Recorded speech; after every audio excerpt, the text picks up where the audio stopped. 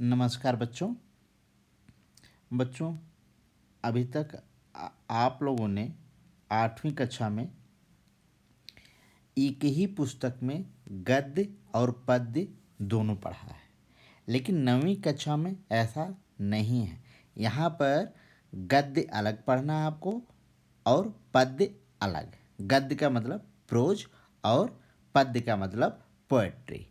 अभी तक 8वीं क्लास में आपने गद्य पढ़ा और उसके बीच बीच में कविताएं आती रहीं, लेकिन अब 9वीं कक्षा में आपको आपकी पाठ्य पुस्तक में 2 खंड दिए गए हैं। पहला खंड जो है वह है गद्य खंड। गद्य खंड में जैसे आपने पहले एक पढ़ा 2 बैलों की कथा, इसके बाद दूसरा पाठ है ल्यासा की ओर। इसी प्रकार पद्य खंड में जो पहला पाठ है वह है कबीर दास द्वारा रचित साखियाँ। और साखी तो आपने 8वीं क्लास में भी पढ़ा है, लेकिन यहाँ पर आपको थोड़ा सा और ज़्यादा पढ़ना है, विस्तृत में पढ़ना है। एक बात और,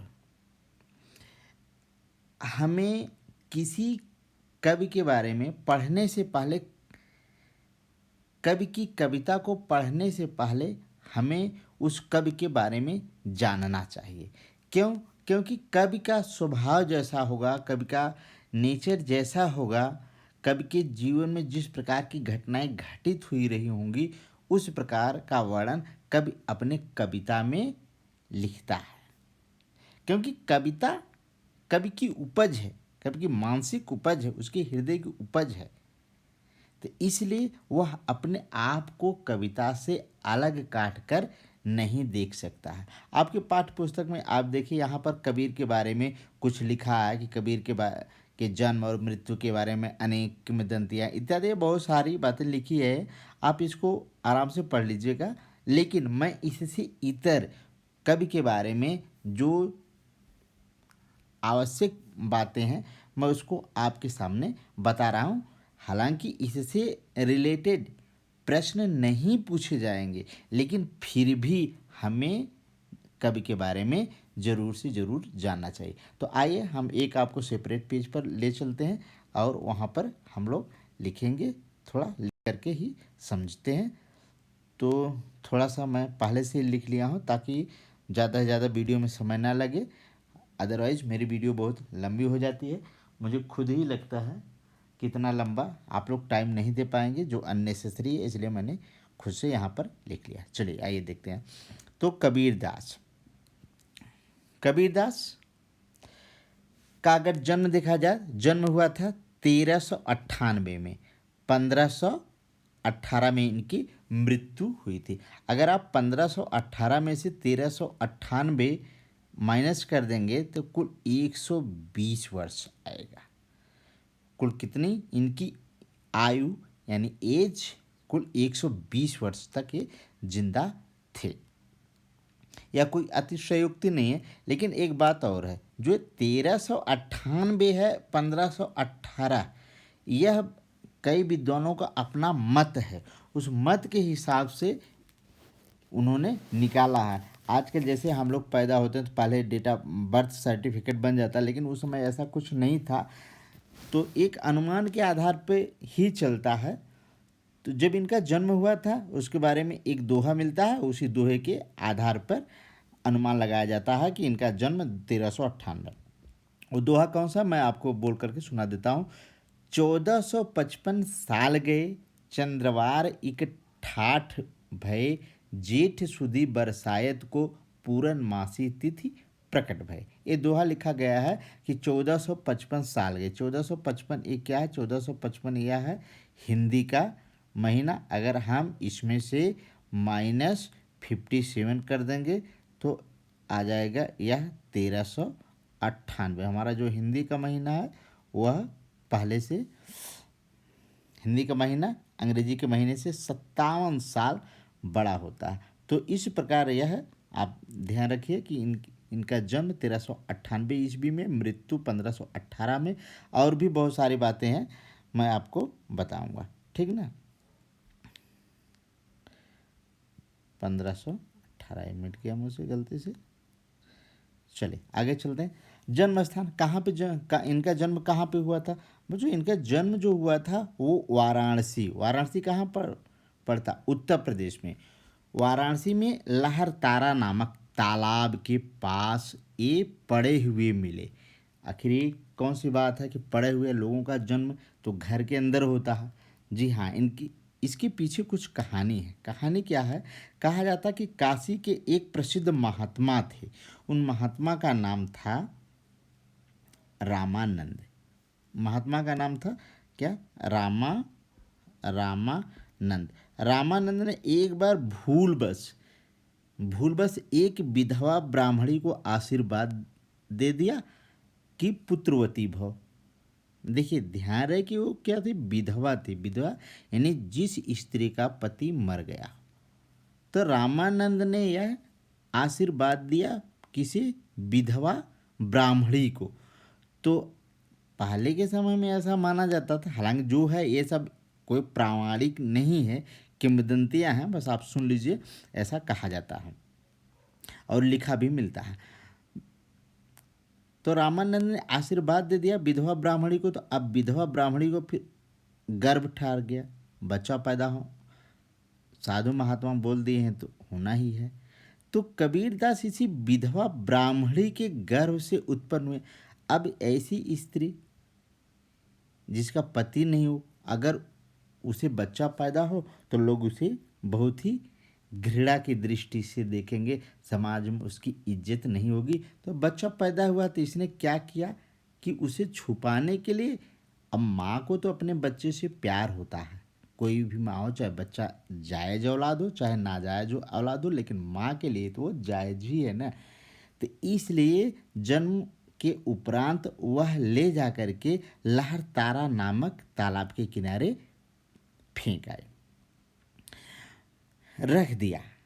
और उधर से ही नीरू और नीमा नामक ये जुलाहे जो पति पत्नी थे जा रहे थे।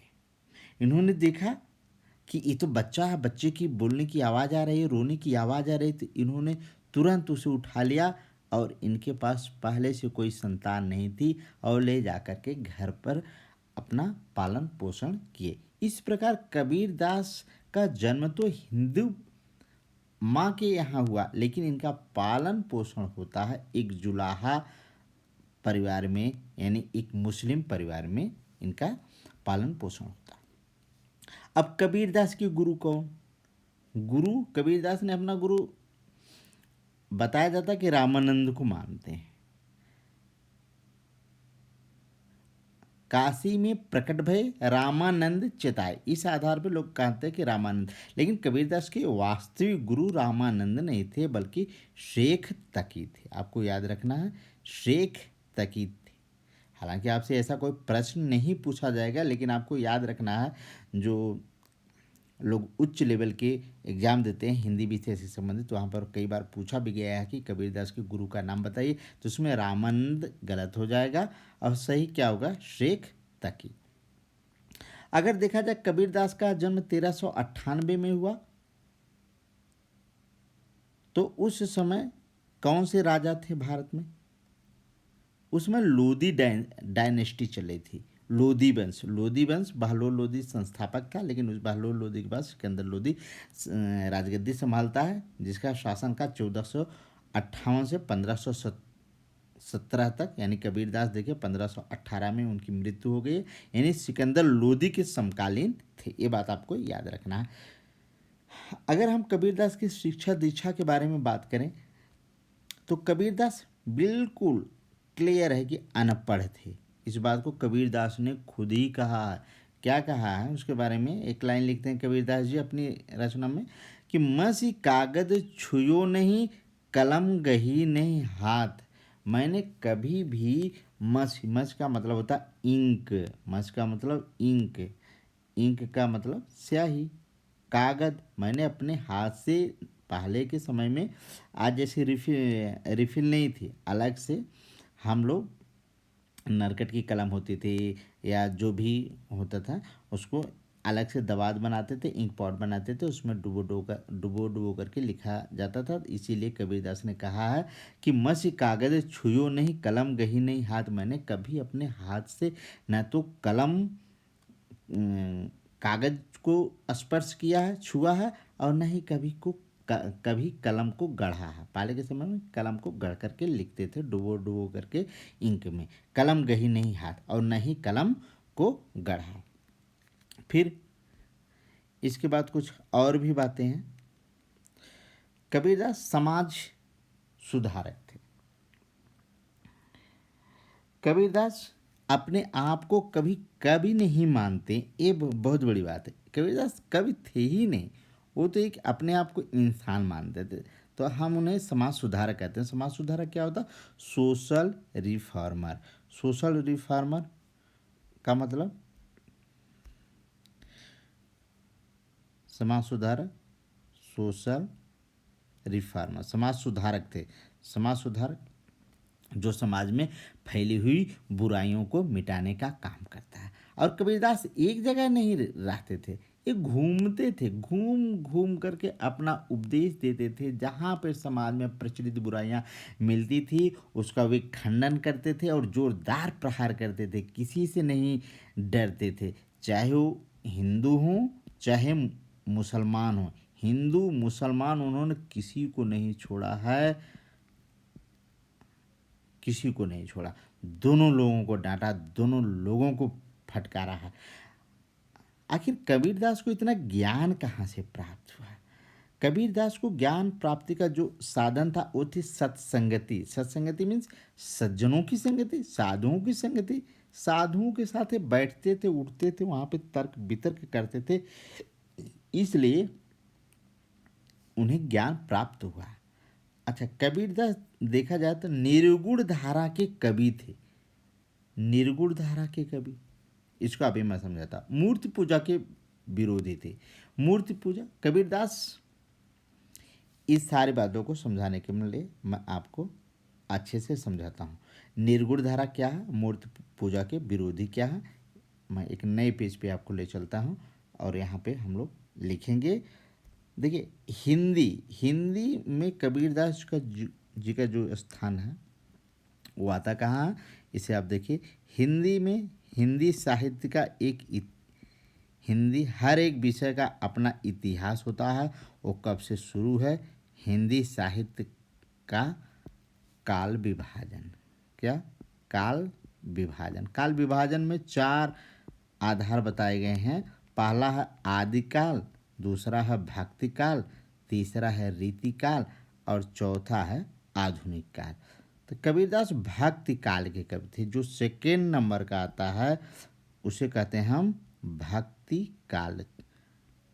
ये सब इम्पोर्टेंट नहीं है, लेकिन इसका जिक्र बार बार आएगा, इसलिए मैं इसी कविता में बता दे रहा हूँ ताकि आगे हम लोगों को दिक्कत ना। भक्ति काल, भक्ति काल को देखा जाए तो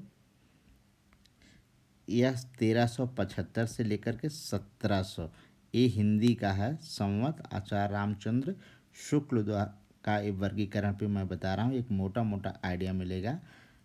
1375, अगर इसमें हम माइनस कितना कर सकते हैं, 57 कर देंगे तो हिंदी की डेट आ जाएगी। इसमें से करेंगे तो 1318 आएगा, इसमें से हम करेंगे तो 1643 आ जाएगा। तो ये इंग्लिश का महीना है। भक्ति काल के 4 भाग, ये 4 भाग कौन कौन से हैं? पहला, 4 नहीं बल्कि पहले हम कहते हैं 2, फिर इसके बाद आपको हम समझाते हैं। निर्गुण, निर्गुण भक्ति धारा और दूसरा है सगुण भक्ति धारा। कौन सा? सगुण। सगुण, निर्गुण और सगुण क्या है इसको समझ लीजिए।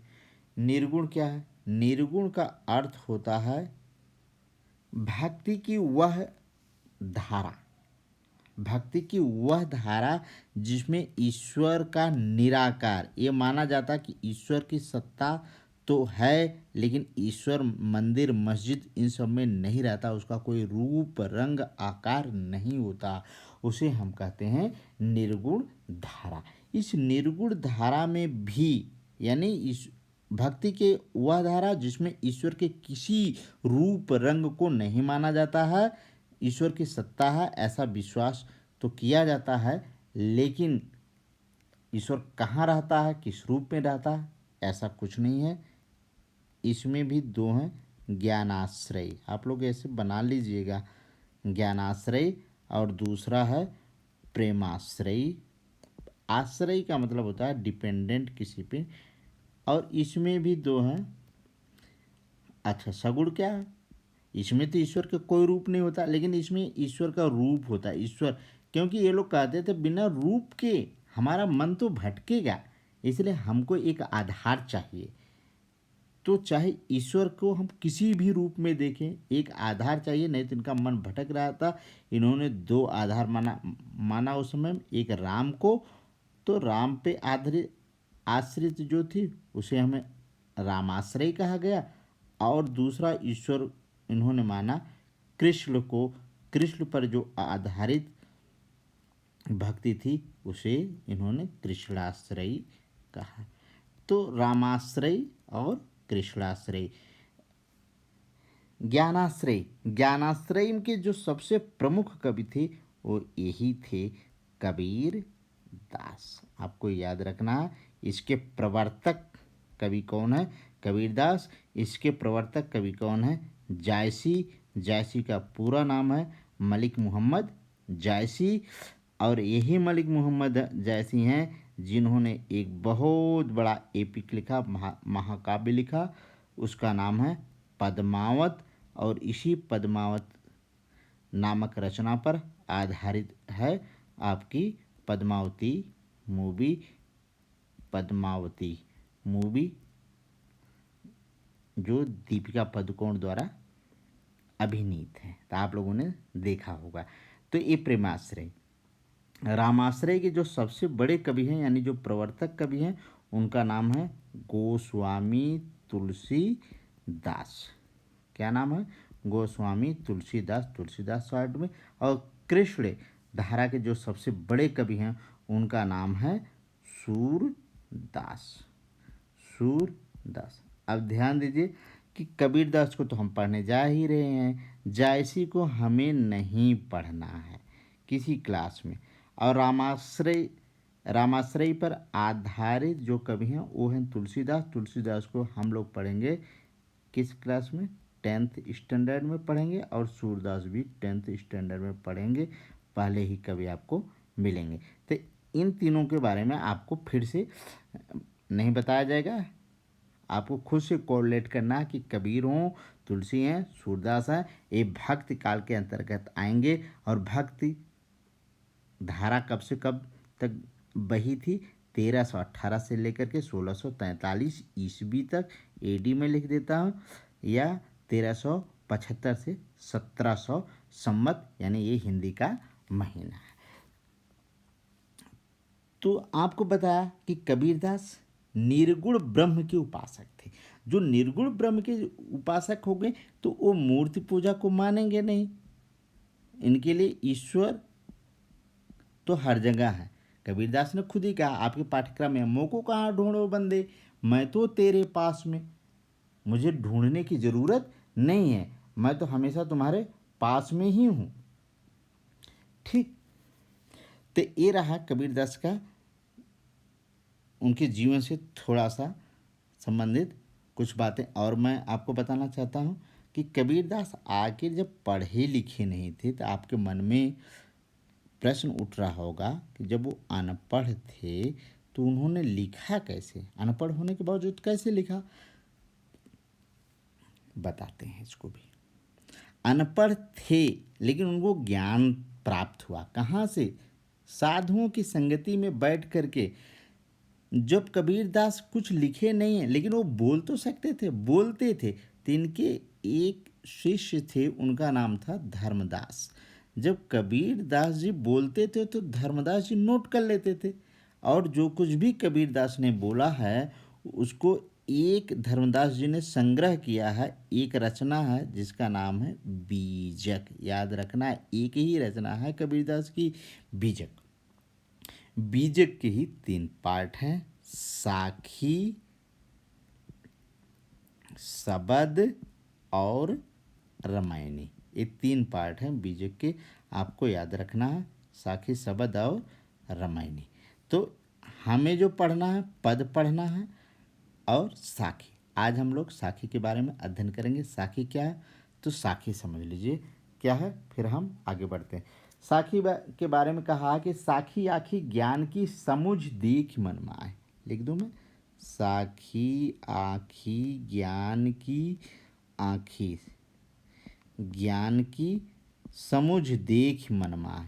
कई बार पूछा जाता कि कबीरदास ने अपने दोहों को साखी क्यों कहा। खुद कबीरदास ने कहा, साखी आखी ज्ञान की समुझ देख मन माहे। इसका मतलब क्या हुआ, समझ लीजिए, कभी नहीं भूलेंगे।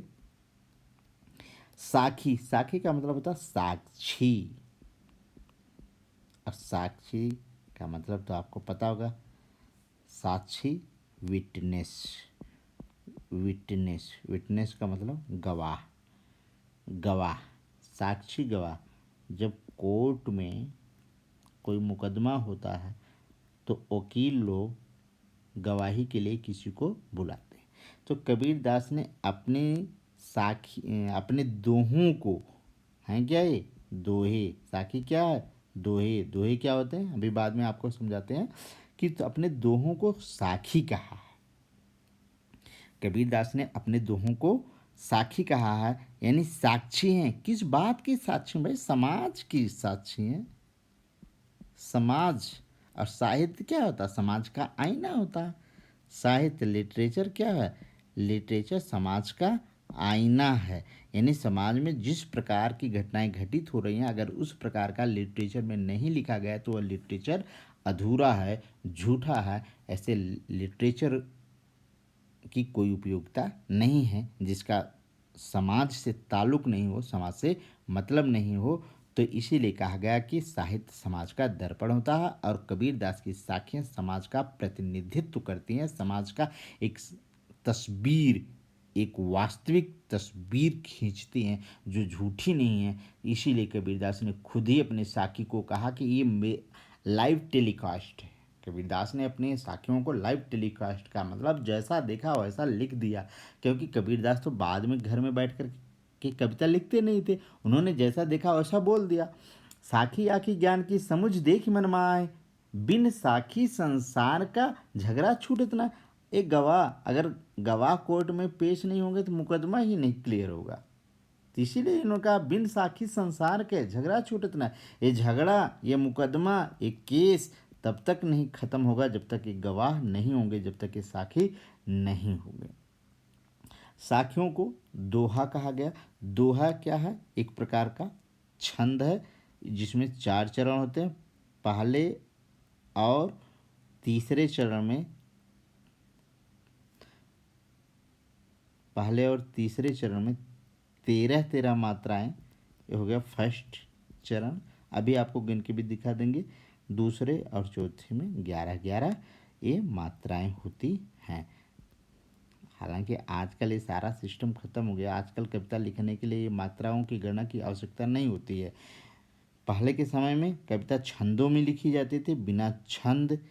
छंद क्या होते हैं, कविता जिसके सहारे चलती है, इसे पैर कहा जाता है। जैसे हम बिना पैर के चल नहीं सकते, वैसे कविता भी बिना छंद के चल नहीं सकती थी। छंदों के कई प्रकार होते हैं, उसी प्रकार में एक दोहा।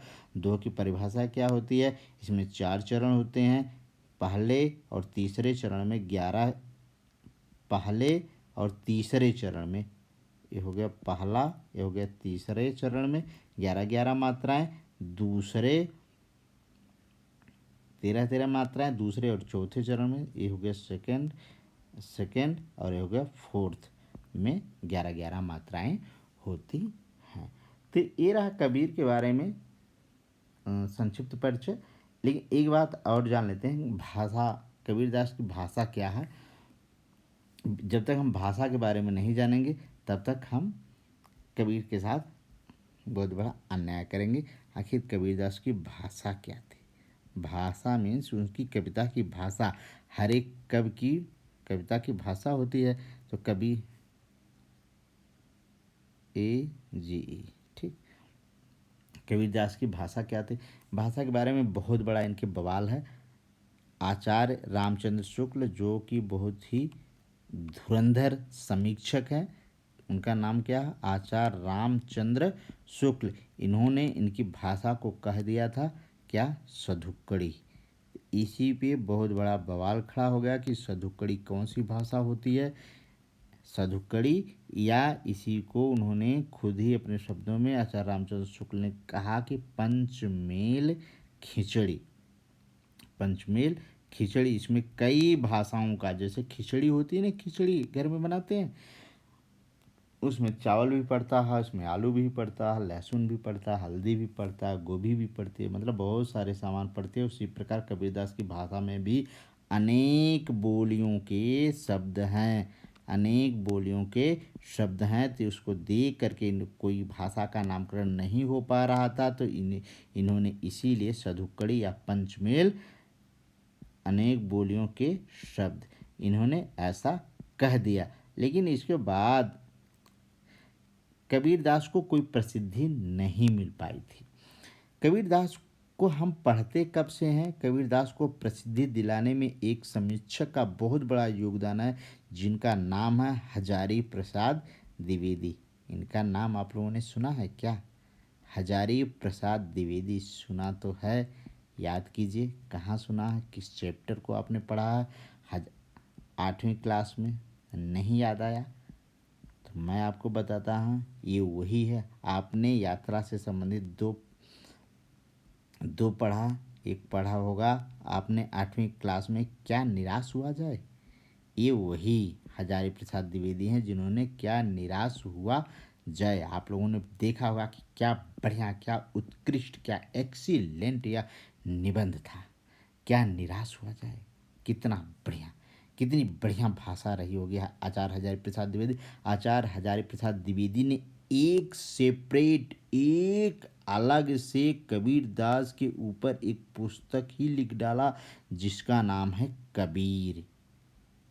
इस पुस्तक का नाम है कबीर। इतने से ही संतुष्ट नहीं हुए, बल्कि कबीरदास को प्रसिद्धि दिलाने के लिए इन्होंने जहाँ जहाँ मौका मिला, जैसे इनकी और भी रचनाएं हैं, हिंदी साहित्य की भूमिका, उन सब में भी कबीरदास के बारे में लिखा है। तो इन्होंने कबीरदास जी के साथ जो अन्याय हुआ था, तो उस अन्याय को दूर करने का काम किया, और कबीरदास की जिस भाषा को आचार्य रामचंद्र शुक्ल ने पंचमेल खिचड़ी बोला था, उसी को इन्होंने कहा ये कोई भाषा नहीं, बल्कि कबीरदास तो वाणी के डिक्टेटर हैं। ध्यान दीजिए, वाणी के डिक्टेटर, वाणी के डिक्टेटर है। वाह, वाणी मीन्स होता है स्पीच, स्पीच। डिक्टेटर, डिक्टेटर का मतलब क्या होता है? डिक्टेटर इंग्लिश का वर्ड है, डिक्टेटर मीन्स होता है तानाशाह, तानाशाह। वाणी के डिक्टेटर है। कहा कि कबीरदास की भाषा में इतने शब्द हैं, उन्होंने समाज में जिस वर्ग को संबोधित किया, उस वर्ग के अनुसार भाषा का प्रयोग किया। भाषा तो कबीरदास के सामने लाचार सी प्रतीत होती है, इसलिए उन्होंने कबीरदास को वाणी का डिक्टेटर कहा। इत्यादि बहुत सारी बातें हैं जो आपके काम की नहीं हैं। बस अब हम चलते हैं अपने व्याख्या की तरफ। जो पाठ्यक्रम में निर्धारित है उसको आप समझ लीजिए, ये पूरा आप कबीरदास के बारे में पढ़ लेंगे, ठीक। और अब यहाँ पे साखियाँ, अब आपको कोई दिक्कत नहीं होनी चाहिए कि आखिर साखियाँ क्या हैं। साखियाँ वही जो समाज की गवाही देती हैं, समाज का आईना है, उसी को कबीरदास ने साखियाँ कहा है। तो आपको समझ लेना, साखियाँ गवाह, किसकी गवाह? समाज की गवाह हैं, समाज की विटनेस हैं, विटनेस हैं। आपको ध्यान रखना है, विटनेस, WITNESS, ठीक, विटनेस। अच्छा, हमने आपको बताया था ये वास्तव में हैं क्या? दोहे हैं। हमने आपको बताया था दोहे में क्या होते हैं? 4 चरण होते हैं। ये चरण समझ लीजिए। आप देखिए यहाँ एक क्या कॉमा लगा है, यहाँ कॉमा लगा, यहाँ से अगर यहाँ तक हम चलें तो एक चरण इसको हम कहेंगे, एक दो में हम बताएंगे बस, क्योंकि ये आएगा नहीं। यहाँ से यहाँ तक अगर हम चलें तो ये हो गया दूसरा चरण, यहाँ से यहाँ अगर हम चलें तो ये हो गया तीसरा चरण, और यहाँ से यहाँ अगर हम चलें तो ये हो गया चौथा चरण। चौथा चरण। अब देखिए इसमें हमने बताया था कि पहले चरण में 13 मात्रा, दूसरे में 11 मात्रा, तीसरे में हमने बताया था 13 मात्रा, और चौथे में हमने बताया था 11 मात्रा। तो अगर हम इसे काउंट करें तो थोड़ा सा मैं दूसरे कलर से आपको काउंट करके बता देना चाहता हूँ, तो ठीक है, आइए काउंट करते हैं। मानसरोवर देखिए, जिस पे मात्रा लगी होती है इसको दो मात्रा कहते हैं, इसको एक मात्रा, इसको एक मात्रा, इसको दो, इसको एक, इसको एक। इसमें एक एक एक एक एक, हंसा में चूंकि बिंदी लगे थी इसलिए दो हो गया, इसमें दो मात्रा, इसमें भी दो मात्रा, इसमें एक मात्रा, इसमें एक मात्रा, इसमें दो मात्रा, इसमें एक मात्रा। माँ में एक मात्रा, क्योंकि छोटा हुआ, का में एक मात्रा, ता की दो मात्रा, और फा की एक मात्रा, ला की एक मात्रा हो जाएगी। माँ की फिर से एक मात्रा हो जाएगी, का की एक मात्रा हो जाएगी, और इसकी दो मात्रा हो जाएगी, इसकी एक मात्रा, इसकी दो मात्रा, एक एक एक एक एक एक एक, और इसकी एक मात्रा, और इसकी दो, और इसकी एक। देख लीजिए, काउंट लीजिए, दो, एक तीन, एक चार, दो छः, एक सात, एक आठ, 9, 10, 11, 12, 13, यानी कंडीशन पूरी हो गई। कौन सी कंडीशन? 13 मात्राओं की। इसमें आपको हमने बताया था कि 13 मात्रा है, जी हाँ 13 मात्रा आ गई। इसमें कितना? 11 आना चाहिए। काउंट कर लीजिए, दो, दो चार, दो छः, एक सात, 8, दो 10, एक 11।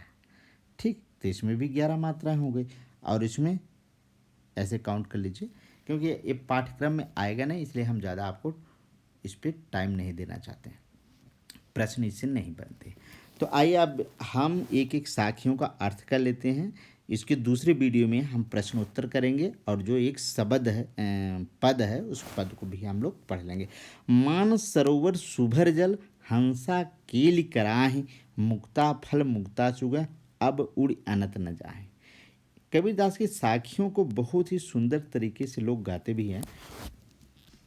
तो आप लोग भी यूट्यूब में जाइएगा, कबीरदास की साखियाँ, बहुत सारी साखियाँ मिलेंगी, और बहुत अच्छे ढोल बाजे के साथ लोग गाते हैं, बहुत मीठे मीठे स्वरों में। आप लोग भी यहाँ पे जितनी भी साखियाँ दी गई सबका आपको प्रैक्टिस करना है, ठीक, बहुत अच्छे से। जब आप गाएंगे 3-4 बार तो ये साखियाँ आपकी जिह्वा पर आ जाएंगी। कि कबीरदास की साखियाँ, इनका रिदम इतना बढ़िया है कि ये लोगों को बहुत जल्दी याद हो जाती थी। इसीलिए कहा जाता कि कबीरदास की साखियाँ जन जन की जिह्वा पर नृत्य करती थी। चूँकि ये समाज का आईना है, समाज की गवाह हैं, इसीलिए कबीरदास, बात बात में लोग कबीरदास का एग्जाम्पल देते हैं कि कबीरदास ने ऐसा कहा, कबीरदास ने ऐसा कहा। क्यों? भाषा इतनी सहज है, इसलिए जन जन की जीवा पर नृत्य करते हैं। तो आइए हम पहली साखी को देखते हैं कि मान सरोवर सुभर जल, हंसा केल कराह, मुक्ता फल मुक्ता चुगे, अब उड़ अनत न जाए। वर्ड मीनिंग भी हम आपको यहीं पे बता देते हैं। मान सरोवर क्या है? एक झील है, एक झील है, और क्या है? मन रूपी सरोवर। मन, मन, दूसरा अर्थ इसी का होगा मन रूपी सरोवर। मन रूपी सरोवर, इसका क्या मतलब? हमारा जो मन है वो भी एक तालाब। सु उपसर्ग में हमने आपको पढ़ाया था, भर, भर का मतलब होता भरना। सु मीन्स जहाँ पे लग जाता अच्छा का अर्थ देता। सुभर मन अच्छी तरह भरा हुआ, अच्छी तरह भरा हुआ। लिख लीजिएगा आप वर्ड मीनिंग नोटबुक में, अच्छी तरह भरा हुआ। अलग से वर्ड मीनिंग नहीं करा रहे। जल पानी, हंसा, हंसा स्वान, हंस, हंस पक्षी होता ना, स्वान, स्वान। केल, केल मीन्स होता खेलना, क्रीड़ा करना, है ना, क्रीड़ा करना, खेलना।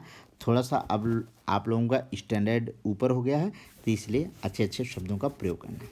मान सरोवर सुभर जल, हंसा केल कराह, कराह मीन्स करना। मुक्ता फल, मुक्ता फल का क्या अर्थ है? मुक्ता फल मीन्स होता है पर्ल्स, मोती। मोती, मुक्ता फल मीन्स मोती, लिख लीजिए मोती।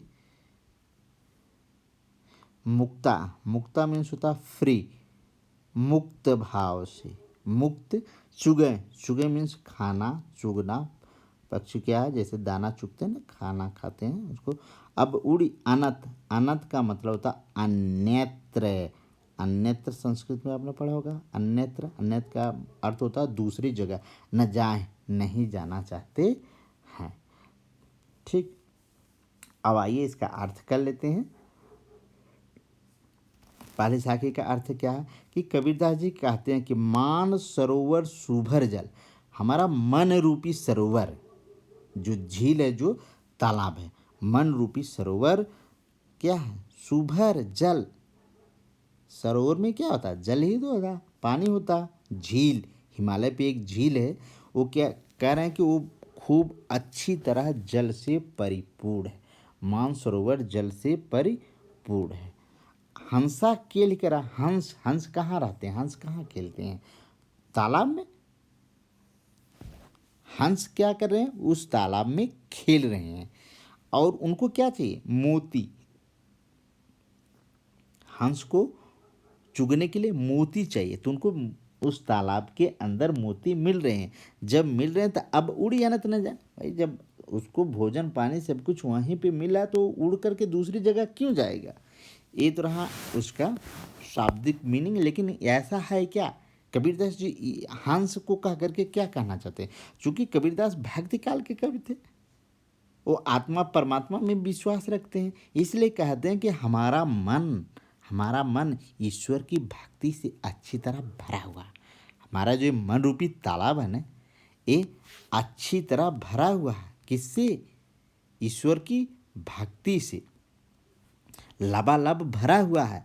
और उसमें क्या है, हमारी जीवात्मा, हमारी आत्मा क्रीड़ा कर रही, खेल रही है, और उसे क्या, प्रभु की भक्ति में आनंद आ रहा है, उसे प्रभु की भक्ति में आनंद आ रहा है।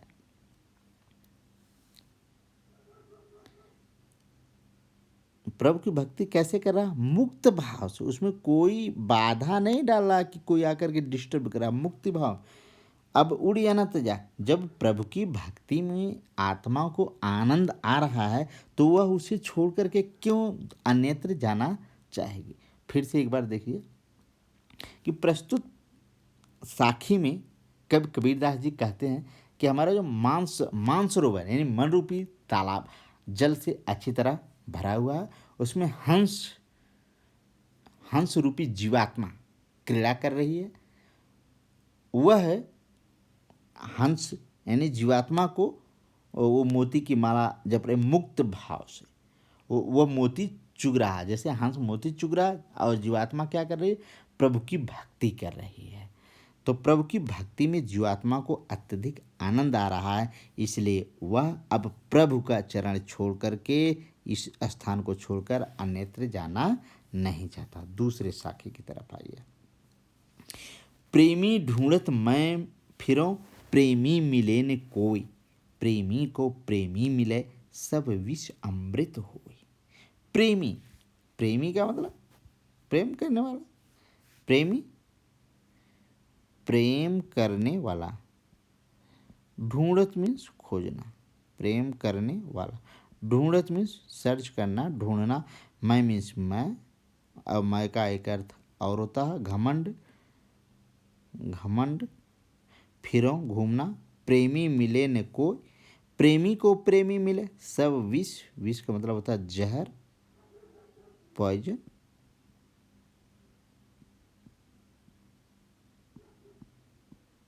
अमृत, अमृत, अमृत पीने के बाद लोगों की मृत्यु नहीं होती है, इंग्लिश में से नेक्टर कहते हैं।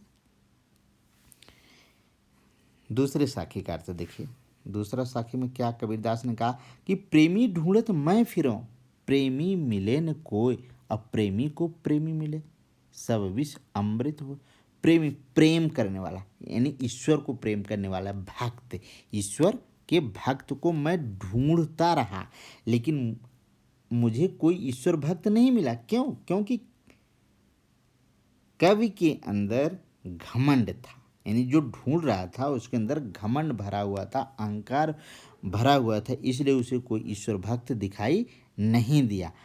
कह रहे हैं कि प्रेमी ढूंढे तो मैं फिर प्रेमी मिले न को, ईश्वर भक्त की खोज में मैं घूम रहा था, लेकिन मुझे कोई ईश्वर भक्त नहीं दिखाई दिया। प्रेमी को प्रेमी मिले, सब विष अमृत हो, लेकिन जब एक भक्त की मुलाकात दूसरे भक्त से हो गई तो फिर क्या हुआ? सब विष अमृत हो। जो उसके अंदर जहर भरा हुआ था, जहर जहर किसका प्रतीक है? बुराइयों का। जो उस भक्त के अंदर अहंकार के कारण जो बुराइयां भरी हुई थी, वो बुराइयां अमृत में बदल गई। अमृत क्या? अच्छाइयों में बदल गई, अच्छाई में बदल गई। कब कह रहा है कि वह ईश्वर भक्त को ढूंढ रहा था, लेकिन घमंड के कारण, अहंकार के कारण उसे कोई भी ईश्वर भक्त नहीं मिला। और जब ईश्वर की मुलाकात जब एक भक्त की मुलाकात दूसरे भक्त से होती है तो सारी विष रूपी बुराइयां अमृत रूपी अच्छाइयों में परिवर्तित हो जाती हैं, बदल जाती हैं। ठीक, नेक्स्ट आगे चलते हैं तीसरे साखी की तरफ। तीसरी साखी क्या है कि हस्ती चढ़िए ज्ञान कौ, सहज दुलीचा डारे, स्वान रूप संसार है, भूखन दे झकमार। Very very important for the exam purpose. ये एग्जाम में हर साल आता है, बहुत अच्छे साखी है। हस्ती मीन्स हाथी, एलिफेंट लिख लीजिए। चढ़िए, चढ़ना, ज्ञान को। सहज का मतलब होता आसान, नेचुरल, बिना किसी बनावट के, जैसा है वैसा ही। दुलीचा, आसन, दुलीचा का मतलब होता आसन। डालकर, लगाकर, आसन बिछा करके, आसन डालकर, बिछाकर। ठीक। श्वान का मतलब काक चेष्टा वको ध्यानम, श्वान निद्रा तथैव च। तो श्वान का मतलब क्या होता है? कौवे की तरह नींद, कौवे की तरह प्रयास, कुत्ते की तरह नींद। तो श्वान का मतलब कुत्ता। लेकिन देखिए वो क्या, श्वान तो ऐसे आप सोचते होंगे कि लिखा, लेकिन कबीरदास चूंकि अनपढ़ थे न, और लोगों को कौन सी भाषा चाहिए? विशुद्ध भाषा थोड़ी नहीं चाहिए, लोगों को वह भाषा चाहिए जिस भाषा में आसानी से लोग बात करते हैं। लोगों को श्वान बोलने में तो तकलीफ होगी, लेकिन है ये यही वाला श्वान। ठीक, ये श्वान का ये क्या तद्भव रूप है। तद्भव तत्सम क्या होता? तद्भव आपको उपसर्ग में बताया है। उपसर्ग वाला वीडियो आप लोग देख लीजिएगा, उसमें तद्भव हिंदी ऐसे शब्द जो संस्कृत के थे लेकिन हिंदी में अडॉप्ट कर लिए गए कुछ परिवर्तन के साथ, वो क्या है? तद्भव, जिसकी उत्पत्ति तत्सम शब्दों से हुई। तो तत्सम क्या? श्वान है। तद्भव क्या है? श्वान। श्वान रूप संसार है, भूकन, कुत्ता भौंकता है ना, बार्किंग, कुत्ते का भौंकना, बार्किंग, बार्क। भूकन दे झक मार। झक का मतलब अनावश्यक, झक का मतलब अनावश्यक, झक मारना। आइए अब देखते हैं तीसरे साखी का। कबीरदास जी कहते हैं कि हस्ती चढ़िए ज्ञान को, ज्ञान की हाथी पे चढ़िए। सिंपल सा, ज्ञान हाथी है किस चीज़ की? ज्ञान की, उस पर चढ़ना है। अंधविश्वास पे थोड़ी ना हमको सहारा लेना, हमको ज्ञान रूपी हाथी पर सवार होकर के चलना चाहिए। अर्थात जब हम किसी से तर्क वितर्क करें तो उसके पीछे ज्ञान होना चाहिए, पाखंड नहीं होना चाहिए, ढोंग नहीं होना चाहिए। सहज दुलीचा डार, सहज दुलीचा डार मीन्स सहज, सहज मीन्स सरल, आसान, दुलीचा आसन। हाथी के ऊपर हम बैठते हैं तो कुछ उसके ऊपर गद्दी वगैरह लगा करके बैठते हैं, तो ही कह रहे हैं कि ज्ञान रूपी हाथी पर सवार तो हुई। और उस पे जो सहज दुलिचा है उसको डाल करके बैठिए। कबीरदास ने आडंबर को महत्व नहीं दिया। अर्थात ज्ञान तो प्राप्त करना है, कैसे? आसानी से, जो सहज तरीका उस तरीके को अपनाना है। स्वान रूप संसार, आप अच्छा करेंगे तो भी संसार में आप इस संसार में आपके ऊपर लोग छींटाकशी करेंगे, आपके अच्छे कामों की आलोचना करेंगे कि फला बहुत बेकार है, ऐसा काम कर रहा है, लेकिन उसकी परवाह नहीं करना। और जब वही काम बन जाता तो लोग ऐसे कहते हैं कि मैं तो आपको पहले ही कह रहा था कि तुम बहुत अच्छा करोगे, बहुत अच्छा करोगे। भूखन दे झक मार। ये संसार जो कुछ भी कह रहा है उसकी तरफ ध्यान नहीं देना। फिर देखिए इसका अर्थ, पूरा अर्थ देखिए कि हमें ज्ञान रूपी हाथी पर सवार होना चाहिए। सहज दुलिचा डाल, जिस प्रकार महावत हाथी पर दुलीचा डाल करके हाथी की सवारी करता है और झूमता हुआ चलता है, उसी प्रकार हमें ज्ञान का आश्रय लेना चाहिए। और सहज दुलिचा डाल, ज्ञान कैसा होना चाहिए? सहज होना चाहिए, आडंबर रहित होना चाहिए, ढोंग पाखंड से मुक्त होना चाहिए। अर्थात सहज समाधि लगा करके आसन को सहज समाधि लगा करके ज्ञान को प्राप्त करना चाहिए। ये संसार कुत्ते के समान है। स्वान रूप संसार क्या है? कुत्ते के समान है। भूखन दे झकमान, ये तो अच्छा करेंगे तो भी भौंकेगा, गलत करेंगे तो भी भौंकेगा। हमें इनकी केयर नहीं करनी चाहिए, इनकी परवाह नहीं करना चाहिए। हमें जो अच्छा लग रहा है, हमारी आत्मा जिस काम के लिए कह रही है, हमें वही काम करना चाहिए। हस्ती चढ़िए ज्ञान को सहज दुलिचा डार। फिर से देखिए, ज्ञान की हाथी, यहाँ पे एक अलंकार है, उस अलंकार का नाम है रूपक। अलंकार क्या होते हैं आपको हम बाद में पढ़ाएंगे, लेकिन आप यहाँ पे समझिए कि ज्ञान और हाथी में कोई अंतर, ज्ञान और हाथी में अंतर नहीं है। जब अंतर नहीं है, दोनों में तुलना की गई है, तो यहाँ पे रूपक अलंकार है। ठीक, कबीरदास ने सहज ज्ञान को महत्व दिया है। संसार स्वान रूप संसार है, संसार को कुत्ते के समान बताया है। और भूखन दे झक मार, यहाँ पे एक कहावत है कि हाथी चली जाती है, कुत्ते भौंकते रहते हैं। उसी कहावत का कितना सुंदर प्रयोग किया गया है कि स्वान रूप संसार है, भूखन दे झक मार। ठीक, चलिए अब हम चलते हैं चौथे की तरफ, चौथे शाखे की तरफ। पखा पखी के कारण सब जग रहा भुलान, निरपक होई के हरि भजय सोई संत सुजान। पखा पखी के कारण सब जग रहा भुलान। पखा पखी, पखा आपको बताया ना शायद तत्भव शब्द। पखा पखी अगर हम लिखें तो हो जाए पक्ष विपक्ष। पक्ष विपक्ष, डिबेट कंपटीशन में दो पक्ष होते हैं। एक जो फॉर द मोशन है वो होता है पक्ष, जो विषय के पक्ष में बोलता है। एक होता है जो उसके अगेंस्ट बोलता है, दैट इज कॉल्ड विपक्ष। तो पक्ष विपक्ष, पखा पखी, पक्ष विपक्ष। कारण के कारण, कारण पखा पखी के कारण सब जग रहा भुलान, भूल गया, भुलान भूल गया। निरपक, निरपक मीन्स होता है निष्पक्ष, निष्पक्ष जो किसी का फेवर नहीं ले, इम्पार्शियल। होई के हरि भजय, हरि मीन्स भगवान, भजय भगवान को भजना। सोई संत सुजान, सुजान का मतलब होता है सज्जन व्यक्ति, अच्छा व्यक्ति, सजान। चलिए देखिए, पखा पखी के कारण सब जग रहा बुला। संसार में अनेक तरह के लोग हैं जो कहते हैं कि हमारा धर्म अच्छा है, हमारा धर्म अच्छा है। हिंदू बोलेगा हमारा धर्म अच्छा है, मुस्लिम बोलेगा हमारा धर्म अच्छा है, बुद्धिस्ट बोलेंगे हमारा धर्म अच्छा है, जैन धर्म के मानने वाले बोलेंगे हमारा धर्म अच्छा। कह रहे हैं इन सबको झगड़ने दीजिए, इनसे कोई मतलब नहीं है। ये वास्तविक तथ्य पे नहीं आते हैं, ये आपस में लड़ते रहते हैं, वास्तविकता को नहीं जानते हैं। पखा पखी के कारण पक्ष और विपक्ष में पढ़ कर के कि धर्म का मर्मज्ञ क्या है, धर्म का सार क्या है, उसको तो भूल गया, आपस में झगड़ा कर रहा है।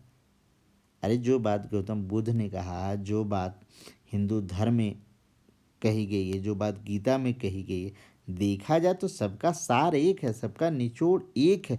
कोई धर्म ये नहीं कहता कि लोगों को मारो, सताओ। सारे धर्म कहते हैं कि दान करो, दूसरों की भलाई करो। धर्म, भाई धर्म क्या है? रिलीजन, धर्म। धर्म की आपको अर्थ बताते हैं। धर्म का मतलब होता है धारण करना। धारण करना क्या? अच्छी बातों को धारण करना ही धर्म है। सब जग रहा बोला, लेकिन यहाँ क्या, पक्ष विपक्ष में पढ़ करके अपने अपने धर्म की लोग बड़ाई मार रहे हैं कि हमारा धर्म ऐसा कहता, हमारा धर्म ऐसा कहता है। कि लेकिन धर्म का वास्तविक सार क्या है उसको लोग भूल जा रहे हैं। कारण मनुष्य वही है, इंसान वही है, सोई संत सुजान। संत तो वही है जो निष्पक्ष हो करके ईश्वर का स्मरण करता है। निष्पक्ष होकर के, वो न तो अपने आप को हिंदू मानता है, न अपने आप को मुस्लिम मानता है। कबीरदास तो यही तो कहते थे ना कि निरपक्ष हो के। कबीरदास न अपने आप को हिंदू मानते थे, न अपने आप को मुस्लिम मानते थे। कबीरदास को अपने अपने आप को एक इंसान मानते थे। उन्होंने दोनों को फटकार लगाई है, हिंदुओं को भी और मुस्लिमों को भी। दोनों के लिए क्या कहा? अरे इन दोनों राह न पाई, अरे इन दोनों राह न पाई, हिंदू अपनी करें बड़ाई, गगरी छून न दे। इन दोनों को रास्ता मिलने वाला नहीं है, हिंदुओं को और मुसलमानों को। हिंदू तो अपने धर्म की इतनी बड़ाई करता है कि एक आदमी का छुआ दूसरा आदमी नहीं खाता। हिंदू अपनी करें बड़ाई, गगरी छू न दे। गगरी को स्पर्श नहीं करने देता है, मटके को स्पर्श नहीं करने देता है। और क्या दूसरी तरफ क्या काम करता? बेश्या के पायन तर सोमैया। देखो हिंदू भाई, बेश्या नाचने वाली गाने वाली, वहाँ पे जाकर के पैसे लुटा रहा जो कि अपवित्र है, और अपने धर्म की बड़ाई कर रहा। और क्या, मुसलमान के पीर औलिया, मुर्गी मुर्गा खाई, खाला केरी बेटी ब्याह, घर में करें से गए। देखिए वहाँ क्या, खाला केरी बेटी ब्याह, अपने मौसी के ही बेटी से शादी कर लेते हैं और अपने धर्म का बखान करते हैं। और फटका लगाया कि काकड़ पाथर जोड़ के मस्जिद लई चिनाए, ताचड़ ताचड़ मुल्ला बाग दे, क्या बहरो हुआ खुदा। काकर पाथर जोड़ के मस्जिद मस्जिद मस्जिद बनवा लिया, उसके ऊपर लाउड स्पीकर फिट कर दिया और सुबह होते ही चिल्ला रहा। तो कबीरदास जी कहते हैं कि इतना चिल्लाने की ज़रूरत क्या है भाई? क्या ईश्वर बहरा हो गया है कि जो उसको चिल्ला चिल्ला करके हाँक लगा करके आवाज़ दे रहे हो? क्या बहरो हुआ खुदा? मुस्लिम हिंदुओं को डांटा कि पाथर पूजे हर मिले, तो मैं पूजूं पहाड़, घर की चकिया काहे न पूजूं, पी सिखाए संसार। अगर पत्थर को पूजने से अगर ईश्वर की प्राप्ति हो जाती है तो मैं पूरे पहाड़ को पूजने के लिए तैयार हूँ।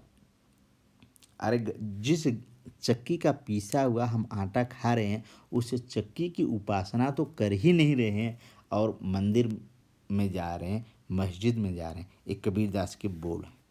इसीलिए कबीरदास जी आज भी उतने ही प्रासंगिक हैं जितने वे आज से 600 साल पहले थे। कबीरदास को समय मार नहीं सका। इतने साल बीत जाने के बाद भी कबीरदास अमर हैं। और जैसे जैसे इस समाज में हिंदू मुस्लिम कट्टरता बढ़ती जाती है, वैसे वैसे कबीरदास की साखियाँ प्रासंगिक होती जाती हैं। तो बच्चों, मैं सोच रहा हूँ कि ये वीडियो लंबा हो जाएगा, इसलिए 4 साखियों तक ही आज मैं समेट रहा हूँ। इसके बाद जितनी भी साखी बच रही हैं, कितने हैं, 3 है और एक पद, उसकी मैं व्याख्या कर दूंगा। वो वीडियो छोटा बनेगा और उसके उसी में वीडियो में मैं पार्ट 2 में ही मैं क्वेश्चन आंसर को भी समझा दूंगा। ये वीडियो थोड़ा सा लंबा इसलिए हो गया क्योंकि कबीरदास को ना चाहते हुए भी हमको समझाना पड़ा। तो ठीक है, धन्यवाद देखने के लिए। अगर मेरा वीडियो आपको अच्छा लगे, कुछ आपको त्रुटियां महसूस हो रही हैं, कुछ कमी खल रही है, तो आप मुझे नीचे कमेंट बॉक्स में लिख करके बताएंगे। धन्यवाद। Thank you for watching this video. आप ज़रूर से ज़रूर मेरा चैनल सब्सक्राइब करें ताकि थोड़ा मुझे उत्साह वर्धन मिल जाए और मैं इसी प्रकार काम करता रहूं आप लोगों के लिए। पूरी तरह से समर्पित हूँ। बहुत बहुत धन्यवाद।